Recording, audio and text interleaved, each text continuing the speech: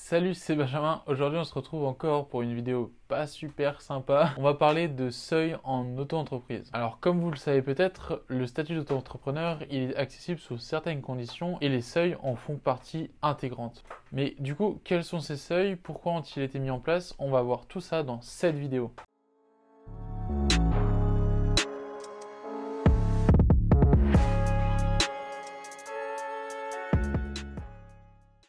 Pourquoi le régime de l'auto-entreprise, il est plafonné à des seuils? Alors, le statut d'auto-entrepreneur, il offre de nombreux avantages aux porteurs de projets et aux créateurs. Il permet de faire évoluer un projet avec vraiment très peu de moyens et vraiment pas beaucoup de ressources nécessaires pour la création d'une entreprise. Alors, on peut voir ces avantages notamment dans la simplification des démarches, que ce soit pour la création ou la gestion de l'auto-entreprise. Il y a également un privilège au niveau du régime fiscal qui est bien allégé par rapport à celui d'une société classique. Et la comptabilité générale de l'auto-entreprise est grandement simplifiée. La restriction du chiffre d'affaires à un certain seuil pour une auto-entreprise fait donc partie intégrante du statut. Alors ce plafonnement, il a été mis en place dans un objectif tout simplement de simplifier la gestion et la création de l'auto-entreprise, mais également pour pas abuser non plus de ce statut. Imaginez une grosse entreprise comme LVMH qui profiterait des mêmes réductions de cotisation et de fiscalité qu'une auto-entreprise, ce serait quand même un peu aberrant.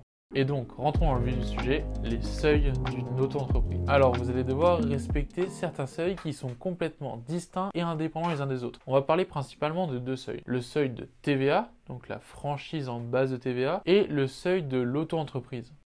Premier plafond, le plafond de franchise de TVA. Alors la franchise en base de TVA, c'est un mécanisme qui permet de se faire exonérer de la gestion de la TVA en auto-entreprise. Cela signifie que sur vos prestations ou les ventes que vous réalisez dans le cadre de votre activité d'auto-entreprise, vous n'allez pas facturer vos clients avec la TVA. Alors cette exonération, elle permet tout simplement à vous, auto-entrepreneur, d'être considérés comme des consommateurs et vraiment de simplifier la gestion de cette TVA, puisque vous ne la déclarez pas, vous ne la payez pas, vous ne la collectez pas, etc. C'est quand même un super bon point parce que ça vous permet d'être plus compétitif, notamment quand vous facturez avec des particuliers qui ne peuvent eux pas récupérer la TVA comme dans une société. Alors vous pouvez perdre ce droit d'affranchissement en TVA. Il y a quand même deux options. Soit vous le perdez parce que vous dépassez un certain seuil, donc là je vais vous donner les seuils juste après, ou alors deuxième option, vous choisissez d'office d'être redevable de la TVA. Si vous choisissez cette option, vous allez pouvoir déduire la TVA sur vos achats. Les seuils à ne pas dépasser pour rester en franchise de base de TVA sont de 85 800 € pour les activités de vente de marchandises par exemple et de 34 400 € pour les activités de prestation de services, que ce soit artisanale, commerciale ou libérale.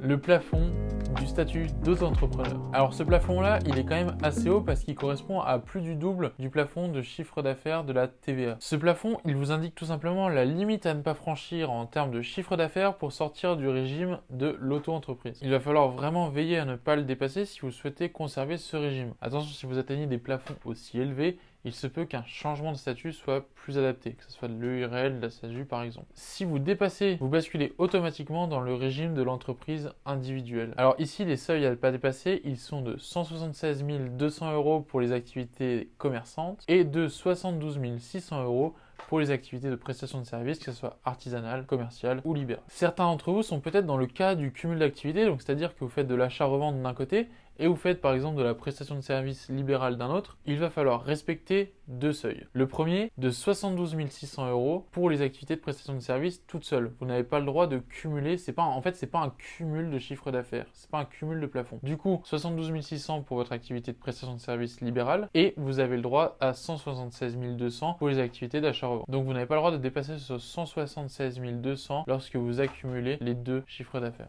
Et du coup, qu'est-ce qui se passe quand vous dépassez ces seuils? Alors, dans le cas du dépassement du seuil de chiffre d'affaires de TVA, vous devenez redevable de cet impôt. Cela signifie donc que vous déclarez et reversez la TVA perçue à l'État, que vous récupérez la TVA sur vos achats professionnels et du coup que vous facturez la TVA à vos clients. Dans le cas de dépassement de seuil du chiffre d'affaires de l'auto-entreprise, vous quitterez automatiquement le régime. Le basculement vers une entreprise individuelle classique implique plusieurs choses. Pour une activité libérale, le passage à la déclaration contrôlée. Pour les activités commerciales et artisanales, le passage au régime réel simplifié ou alors le régime normal. Bon, rassurez-vous, pour sortir de ce régime d'auto-entreprise, il faut dépasser 2 années consécutivement ce plafond d'auto-entreprise. Pour la TVA, vous allez retrouver dans la vidéo spécialement dédiée à la TVA et à l'auto-entreprise toutes les informations. C'était Benjamin, j'espère avoir été assez clair concernant ces différents seuils à respecter en auto-entreprise. Si ce n'est pas le cas ou qu'il vous reste des questions, n'hésitez pas à venir nous le dire